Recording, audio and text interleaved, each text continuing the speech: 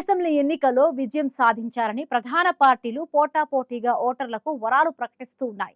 ఓవైపు తమ రాజకీయ ప్రత్యర్థిపై విమర్శలు చేస్తూనే మరొక వైపు ఓటర్లను ఆకట్టుకునేందుకు ఉచిత పథకాలను ప్రకటిస్తూ ఉన్నాయి.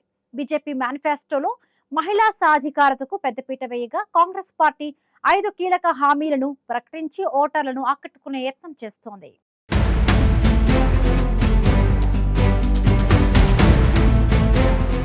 అస్సాం అసెంబ్లీ ఎన్నికల్లో ఈసారి హోరాహోరీ పోరు కనిపిస్తోంది.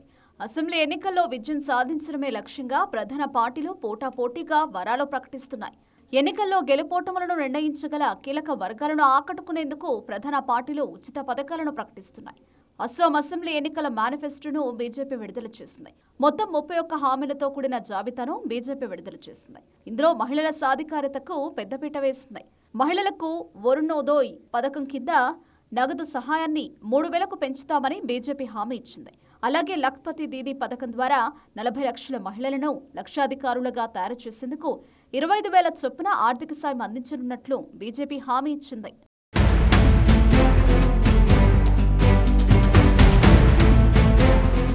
2026 అసెంబ్లీ ఎన్నికల్లో బీజేపీ ప్రధాన ఎజెండాగా యూనిఫామ్ సివిల్ కోడ్ అమలు చేస్తామని హిమంత బిశ్వశర్మ ప్రకటించారు. అయితే రాజ్యాంగంలోని 6వ షెడ్యూల్ పరిధిలోని గిరిజన ప్రాంతాలకు ఇది వర్తించదని హిమంత బిశ్వశర్మ స్పష్టం చేశారు. అలాగే లవ్ జిహాద్ పేరుతో జరుగుతున్న ఘటనలపై కఠిన చర్యలు తీసుకుంటామని హిమంత హామీ ఇచ్చారు. అస్సాంను వరదల నుంచి విముక్తి కల్పించేందుకు తొలి 2 సంవత్సరాల్లోనే 18,000 కోట్లను ఖర్చు చేయనున్నట్లు హిమంత హామీ ఇచ్చారు. రాబోయే 5 ఏళ్లలో దాదాపు 2 లక్షల ఉద్యోగ అవకాశాలను కల్పించనున్నట్లు హిమంత పేర్కొన్నారు. ప్రతి జిల్లాలో ఒక మెడికల్ కాలేజీ, యూనివర్సిటీ, ఇంజనీరింగ్ కాలేజీలను ఏర్పాటు చేస్తామని హిమంత ప్రకటించారు.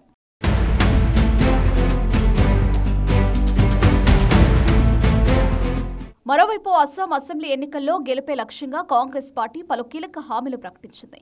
అస్సాంలో తాము అధికారంలోకి వస్తే మహిళా సంక్షేమం, అందరికీ ఆరోగ్య సంరక్షణ, భూ హక్కులు, జుబిన్ గార్గ్ మృతి కేసులో న్యాయం అందిస్తామని కాంగ్రెస్ హామీ ఇచ్చింది. కాంగ్రెస్ అధికారంలోకి వస్తే మహిళలకు నెలవారీ నగదు బదిలీ చేస్తామని కాంగ్రెస్ ప్రకటించింది. అంతేకాదు వ్యాపారం ప్రారంభించడానికి లేదా విస్తరించడానికి సిద్ధంగా ఉన్న మహిళలకు అదనంగా 50,000 సాయం అందిస్తామని కాంగ్రెస్ హామీ ఇచ్చింది. అస్సాంలోని అన్ని కుటుంబాలకు 25 లక్షల ఆరోగ్య బీమా ఇస్తామని, 10 లక్షల మంది ఆదివాసీలకు శాశ్వత భూమి పట్టాలు ఇస్తామని కాంగ్రెస్ హామీ ఇచ్చింది. రాష్ట్రంలోని సీనియర్ సిటిజన్లకు నెలకు 1,250 రూపాయల చొప్పున ఇస్తామని ప్రకటించిన కాంగ్రెస్ జుబిన్ గార్గ్ మృతి కేసులో 100 రోజుల్లో న్యాయం చేస్తామని కాంగ్రెస్ తెలిపింది.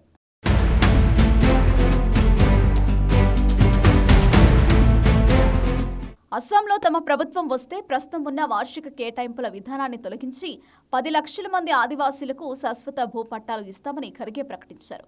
దీనివల్ల ప్రజలు పరిపాలనా యంత్రాంగం చుట్టూ తిరగాల్సిన అవసరం ఉండదని, వారి భూ హక్కులు శాశ్వతంగా భద్రంగా ఉంటాయని ఖర్గే పేర్కొన్నారు. సామాజిక భద్రతను కల్పిస్తూ సీనియర్ సిటిజన్లకు నెలకు 1,250 రూపాయల చొప్పున భత్యం ఇచ్చే అంశాన్ని తమ మేనిఫెస్టోలో చేర్చామని ఖర్గే తెలిపారు. ప్రజా సంక్షేమం కోసం పనిచేసే తమ పార్టీకి మద్దతు ఇవ్వాలని ఖర్గే అస్సాం ఓటర్లను కోరుతున్నారు. అయితే తరుణ్ గొగోయ్ మరణం తర్వాత అస్సాం కాంగ్రెస్లో శూన్యత ఏర్పడింది. తరుణ్ గొగోయ్ లేని లోటును ఈ ఎన్నికల్లో గౌరవ్ గొగోయ్ భర్తీ చేస్తారని కాంగ్రెస్ భావిస్తోంది. ఇటీవల లోక్సభలో తన గళాన్ని బలంగా వినిపించిన గౌరవ్ గొగోయ్ రాష్ట్రంలో మళ్లీ పార్టీకి ఊపిరిపోశారు. బీజేపీలో ఉన్న అసంతృప్త నేతలను చేర్చుకోవడం, గిరిజన వర్గాలకు ఎస్టీ హోదా హామీ ఇవ్వడం ద్వారా కాంగ్రెస్ తన ఓటు బ్యాంకును పెంచుకోవాలని చూస్తోంది. అయితే కాంగ్రెస్ కీలక నేతలు ఇటీవల పార్టీ మారడం వంటివి ఇబ్బందికరంగా మారాయి. ప్రస్తుత ప్రతికూలతల మధ్య రాష్ట్ర కాంగ్రెస్ అధ్యక్షుడిగా ఉన్న గౌరవ్ గొగోయ్ అస్సాంలో పెద్ద నాయకుడిగా ఎదుగుతుండడం కాంగ్రెస్కు ఉపశమనం కలిగించే అంశమే. అయితే ఈసారి ఎన్నికల్లో కాంగ్రెస్ పార్టీకి గౌరవ్ గొగోయ్ విజయం అందిస్తారా లేదా అన్నది ఆసక్తిని రేకెత్తిస్తోంది.